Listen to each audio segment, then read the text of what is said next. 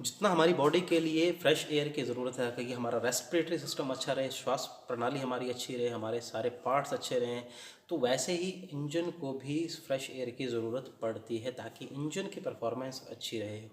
इसके लिए हम लगाते हैं एयर फिल्टर। सबने सुना होगा, सबने देखा हो एयर फिल्टर, बट आज इसके बारे में थोड़ा डिस्कस करते हैं कि जब हम एयर फिल्टर लगाते हैं तो एयर फिल्टर का काम है, जो एयर होती है हमारी, उसके अंदर जो हमारे डस्ट पार्टिकल होते हैं या फिर कार्बन होते हैं, कार्बन पार्टिकल या फिर और बहुत सारी चीज़ें होती हैं, उनको फिल्टर कर देता है इंजन में जाने से पहले। क्योंकि अगर वो पार्टिकल इंजन में चले जाते हैं, फॉर एग्जांपल अगर छोटे छोटे डस्ट पार्टिकल होते हैं बहुत छोटे छोटे, तो अगर वो इंजन में चले जाते हैं तो क्या होता है, इंजन में मेटल पार्ट आपस में मिलकर काम करते हैं। जैसे वो डस्ट पार्टिकल बीच में जाएंगे तो वो पार्ट्स जो है वो घिसना शुरू हो जाएंगे। इससे उन पार्ट्स का लाइफ स्पैन जो है वो कम हो जाएगा और उनसे हीट भी पैदा होती है। तो अगर ये चीज़ें ना जाएँ तो इंजन की परफॉर्मेंस अच्छी रहती है, सब चीज़ें अच्छी रहती हैं। अगर इंजन प्योरीफाई है, अगर एयर जो है वो अगर फ़िल्टर है, पूरी तरह से फ़िल्टर होके जा रही है, तो उसके अंदर जो है वो कंबस्शन प्रोसेस बहुत अच्छे तरीके से होता है। इंजन की बर्निंग बहुत अच्छे तरीके से होती है। इंजन में जो फ्यूल बर्न होता है उससे पावर अच्छी बनती है, माइलेज अच्छी बनती है, पिकअप अच्छी बनती है, वाइब्रेशंस कम होती हैं। बहुत सारी चीज़ें जो है वो फ्रेश एयर जो है, प्योरीफाई जो हमारा फ़िल्टर्ड एयर है, उससे बहुत सारी चीज़ें जो है वो अच्छी हो जाती हैं। अगर इंजन के अंदर कंटेमिनेटेड एयर जाती है, जो कंटेमिनेटेड एयर होती है, अगर वो इंजन के अंदर जाती है तो कंटेमिनेटेड एयर अंदर जो सारे पार्ट्स होते हैं वो मेटल के होते हैं, तो उसमें रस्ट फॉर्मेशन का काम शुरू कर देती है, उसमें रस्ट लगना धीरे धीरे शुरू हो जाता है।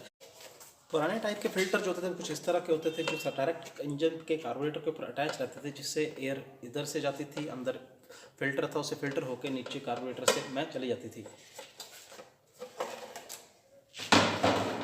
तो इसके अंदर जो फिल्टर रहता है कुछ इस तरह से, इस तरह का ये फ़िल्टर रहता था जिसमें डायरेक्ट एयर आती थी और फिल्टर होके नीचे वो चली जाती थी। बट ये डिज़ाइन कुछ पुराने थे, फिर अभी R&D होने के बाद न्यू डिज़ाइन जो आए वो कुछ इस तरह के थे। सबने देखे होंगे अभी जो एयर फिल्टर लग के आते हैं, तो डिज़ाइन चेंज हुआ क्योंकि इस तरह के फ़िल्टर में ये फ़िल्टर जल्दी क्लॉग्ड हो जाते थे, अच्छी तरह से एयर को जो था वो फ़िल्टर नहीं कर पाते थे, पार्टिकल्स को रोक नहीं पाते थे, जल्दी जो था बदलने की ज़रूरत पड़ती थी।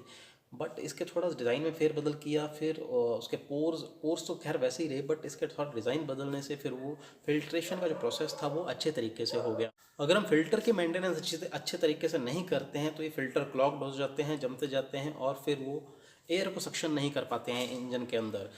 तो जब ये फिल्टर जाम हो जाते हैं तो बाहर से एयर जब पिस्टन जब चलता है, सक्शन प्रोसेस जब करता है एयर को खींचने का, तो इंजन के ऊपर लोड पड़ता है, क्योंकि जितना वो खींचता है उतना एयर आ नहीं पाती है, क्योंकि फिल्टर क्लॉग्ड है, सारी एयर फिल्टर से होके आनी है।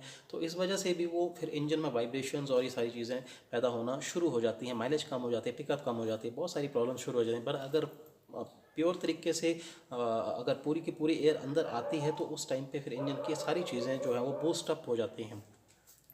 पुराने टाइप के एयर फिल्टर सिस्टम में सीधा एयर फिल्टर से होती थी, फिल्टर होती थी और फिल्टर होके सीधा कार्बोरेटर से होते हुए इंजन में चली जाती थी। बट अभी के फिल्टर में तीन चीज़ें आती हैं, एक एयर फिल्टर, एक एयर मास फ्लो सेंसर और तीसरा जो है हमारा थ्रोटल बॉडी। अब एयर क्या करती है, एयर आती है और हमारे बीच में एयर मास फ्लो सेंसर लगा होता है। उस एयर मास फ्लो सेंसर वो सेंस करता है कि कितनी मात्रा में जो है वो एयर सक्शन कर पा रही है, इंजन कितनी मात्रा में एयर को सक कर पा रहा है और उसमें O2 की मात्रा कितनी है। क्योंकि ये सारी चीज़ें ECU को पता होती हैं, जो कंप्यूटराइज सिस्टम है।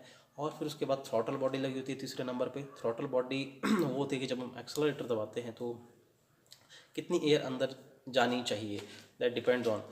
फिर ये तीनों चीज़ें अब आपस में मिलकर काम करती है। फ़र्क ये है कि अब जो है वो ये एयर वाला सिस्टम जो है वो कितनी एयर अंदर आ रही है, ये सारा गाड़ी के ECU को पता है, गाड़ी के कंप्यूटराइज सिस्टम को पता है, जिससे इंजन की एफिशिएंसी और ज़्यादा इम्प्रूव हो गई है। तो बोलने का मतलब यही है कि अपने एयर फिल्टर को जो हमेशा क्लीन रखें। और क्लीन रखने से मतलब कि मैं आपको बता दूं कि बहुत सारे लोग स्पेशली बाइक्स वाले एयर फिल्टर को ज़्यादा क्लीन नहीं करवाते, ज़्यादा अहमियत नहीं देते हैं, और जब करवाते हैं तो फिर वो एयर कंप्रेशर वाला जो कंप्रेस्ड एयर है उसको यूज़ करते हैं। वो कभी भी यूज़ मत करें, क्योंकि जब हम कंप्रेस्ड एयर यूज़ करते हैं प्रेशर वाली, तो उससे जो हमारा एयर फिल्टर है उसके जो पोर्स होते हैं छोटे छोटे, वो फैल कर बड़े हो जाते हैं। जब बड़े हो जाते हैं तो फिर वो डस्ट पार्टिकल्स को, छोटे डस्ट पार्टिकल्स को नहीं रोक पाते हैं, जो कि इंजन के अंदर चले जाते हैं, जिससे ये सारी वियर एंड टियर, हीट, ये सारी प्रॉब्लम्स जो हैं वो शुरू हो जाती है, इंजन की एफिशिएंसी कम हो जाती है।